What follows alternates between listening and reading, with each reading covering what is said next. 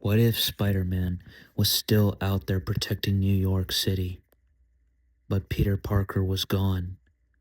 What if the man behind the mask was no longer the friendly neighborhood Spider-Man we all knew and loved, but one of Peter Parker's greatest enemies?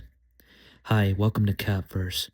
In this video of comic storylines, sagas, and arcs explained, we're going over the Marvel Comics storyline of Superior Spider-Man, one of the boldest, darkest, and most controversial Spider-Man stories Marvel has ever told. Because for a time, Doctor Octopus did not just defeat Spider-Man, he became him. And in doing so, Marvel asked one terrifying question. If someone else had Peter Parker's body, identity, powers, and memories, could they become a better Spider-Man?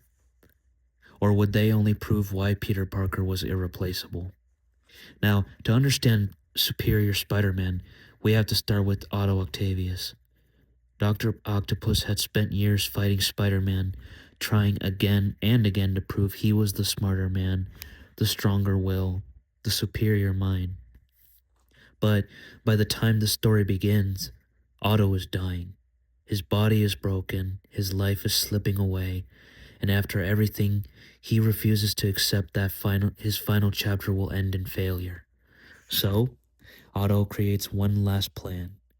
If he cannot defeat Peter Parker the normal way, then he will take Peter Parker's life away for himself. So, through a mind swipe scheme, Otto and Peter exchanged bodies.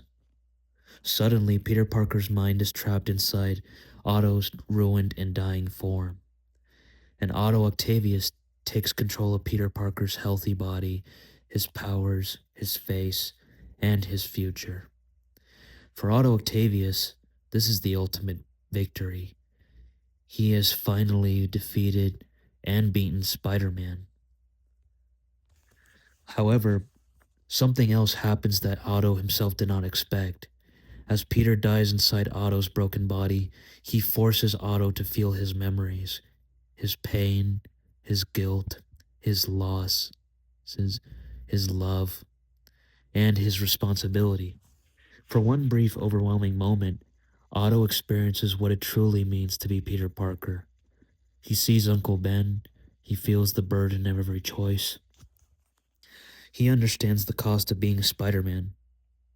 And even though Otto has won, that final experience changes him. Because now he does not just possess Peter's body, he carries Peter's memories too. And with Peter Parker dying in Otto's place, Otto Octavius makes a vow. He will not stop being Spider-Man. He will become a better one, a superior one. And that is how Otto Octavius becomes the superior Spider-Man. At first glance, Spider-Man is still there. He still swings through New York, he still stops criminals, he still wears the costume. But almost immediately, people start noticing something is very wrong and strange. This Spider-Man is much colder, harsher, more aggressive, less patient, less funny, and less human. Because Otto does not see the heroism the way that Peter Parker did. Peter Parker believed in compassion, mercy, and responsibility. Otto believes only in results. To him, Peter was too emotional, too soft, and too hesitant. Otto believes Spider-Man could have been more efficient, more respected, and more feared if Peter had only stopped holding back. And now, Otto intends to prove it. So, as Superior Spider-Man, Otto upgrades everything. He creates an army of spider bots to help monitor the city. He expands surveillance. He uses advanced technology to stay way ahead of crime. He approaches heroism like a scientist solving a system failure. He does not just want to protect New York, he wants to optimize it.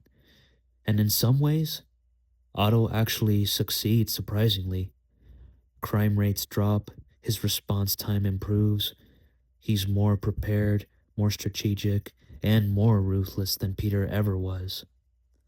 Otto even begins improving Peter Parker's regular life and routine.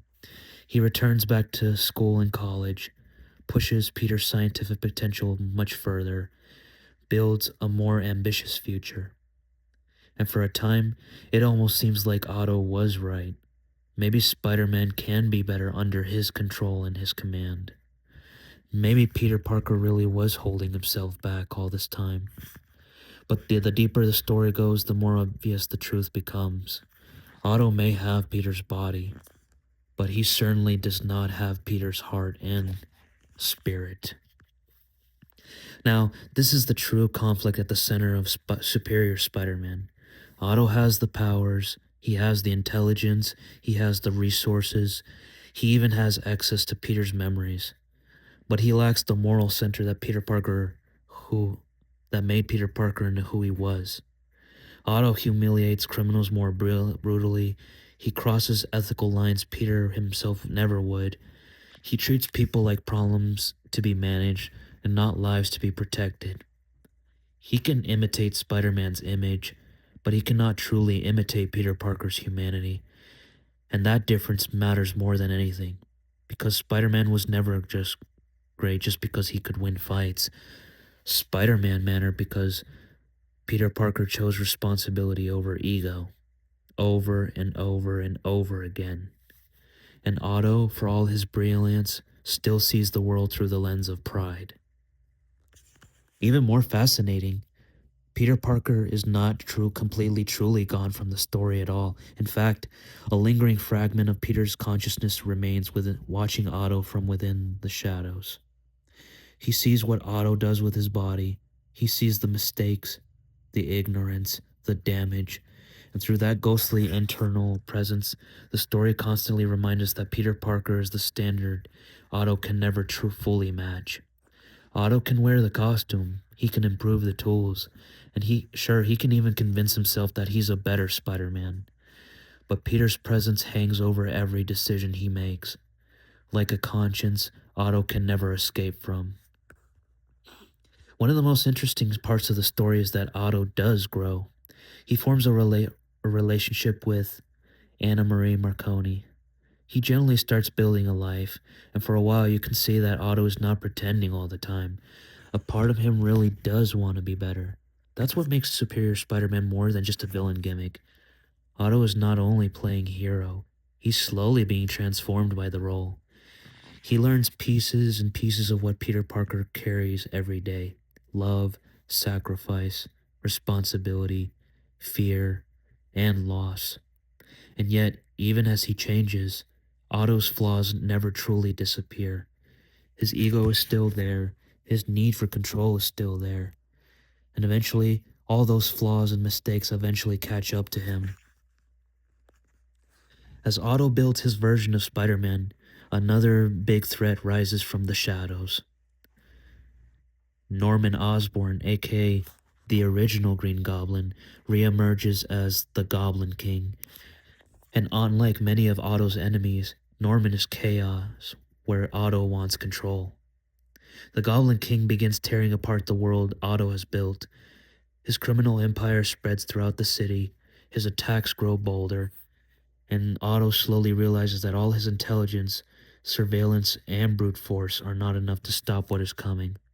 Now, this is where Superior Spider-Man begins to truly break, because Otto can dominate criminals, he can outthink street gangs, he can build systems and machines. But facing Norman Osborn requires more than superiority. It requires the exact qualities Otto spent the entire story looking down on: faith, selflessness, courage without ego, and the willingness to sacrifice everything, just like Peter Parker always did. And in the end, Otto Octavius is forced to confront the truth. He's not Spider-Man because he's smarter than Peter. He's not Spider-Man because he's more efficient than Peter. And he's definitely not Spider-Man because he wears the costume. Peter Parker was Spider-Man because of who he was inside. Because he carried guilt and still chose hope. Because he suffered and still chose compassion. Because he had power and refused to let it turn into something much colder and ruthless. And Otto, for all of his ambition, finally understands that. Now, this is the true, real turning point of the storyline. Not a fight, not a punch, not a gadget, but a true realization. Otto finally admits that Peter Parker is the much better man, the true Spider Man all along. And so, in one of the most powerful moments in the storyline, he eventually goes back to his secret place, and Otto finally gives Peter Parker his body and his life back. He lets go, he sacrifices his control, and he restores the one person who can truly save the day from the Goblin King. And so, with that, Peter Parker is finally back in control, his spirit, conscious, and life and body restored. The real Spider Man returns, and better than ever. In that moment, the story completes its central message. Superior Spider Man was never really about proving Otto right, it was about proving why Peter Parker mattered. And by taking Peter away, Marvel first forced readers to understand exactly what made him special. Not just the powers, not just the suit, and not just the web slinging, but the soul behind the mask.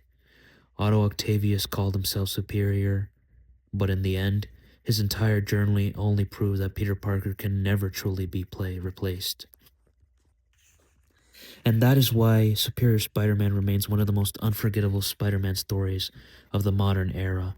It was bold, it was strange, it was controversial, but it also understood something essential about the character. Spider-Man is not defined who wears the mask. It is defined by responsibility, by sacrifice, by humanity. Otto Octavius may have stolen Peter Parker's body. He may have lived Peter Parker's life.